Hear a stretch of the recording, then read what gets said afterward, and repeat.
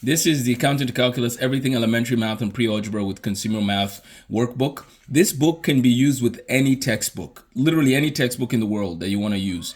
There are a list of topics, and you'll see in the updated version that there is no chapter, well, there's titles, but these chapter titles can be for any book you're using. You just go to the book where it's on integers and you use this for your guide. This is supposed to guide you. We do have a textbook that goes along with this, and you can find it on myopenmath.com. When you log in, you'll see the book there. The course ID and enrollment key can be found on our website, so visit amosthemathguy.com. So the first topic is Introduction to Whole Numbers. I started filling this out already for us, but the very first topic in mathematics that students need to learn is what is a number, right? And what is place value, right? So this is on place value. And it's important to note that at the back of this book, I provide you with a full reference book with all the information you will need to flourish in mathematics. And notice that the very first one is place value, right? So this is a reference for you throughout your career. We have numbers that, for example, in the whole number spectrum, we have numbers that the first part of the number is the ones place, and then the tens place, the hundreds place, the thousands, and so on and so forth.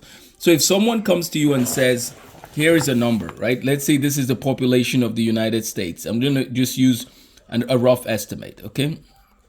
If someone comes to you and says, what is in the ones place? Well, you would say 4. What's in the tens place? 3. What's in the hundreds place? 3. What's in the thousands place? And this is how you work through with numbers. So one of the first concepts fundamentally is understanding place value.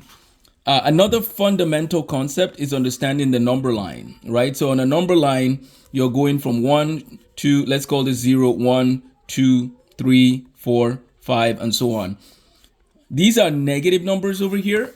And the whole number line as a whole, we have integers. So the fundamental concepts we need to learn: place value, and we need to understand how the number line works.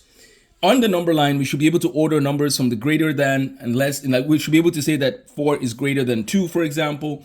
And these are the beginning stages of mastering mathematics. Now, here's the key. We have a video called Classification of Real Numbers on our channel.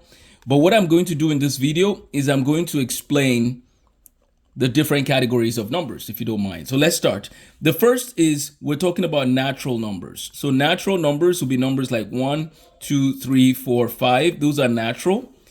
There's a category bigger than natural that are called whole numbers. And those will be numbers 0, 1, 2, 3, 4, 5. Those will be everything to infinity. So just imagine you're counting all the way to infinity. That's whole numbers. There's a category bigger than both of these that takes them all, right? That encompasses both of them. Those are called integers. Integers would include negative and positive numbers and 0. So negative infinity all the way to positive infinity. So you can have negative 100, negative 90, negative 5, negative 4, negative 3, 1, 2, 3, 4, 5. So all natural, all whole numbers are included in the integer category, and they include negative numbers. By the way, we give you a quote to inspire you as you're learning. Your attitude, not your aptitude, will determine your altitude, right? We're trying to get kids excited, and adults who are learning math. We want to get you guys excited. Don't give up. You can do it. The next category beyond this are called rational numbers. If you can write a number as a fraction, like 2 over 3, 1 over 2, 5 over 1, negative 6 over 1, those are called rational numbers. Again, we have a longer video on our channel. Reach out to Amos at amosthemathguy.com if you want to see the more detailed video. But I just wanted to introduce you to the types of numbers. We have natural numbers, whole numbers, integers, and rational numbers. And then beyond that rational numbers, there's another category, actually not beyond, but there's a category over here called irrational numbers. So like pi, e, square root of 2, square root of any prime number actually. These will be called irrational numbers. And therefore, all of this here that I've just described are real numbers. So real numbers include rational numbers and irrational numbers.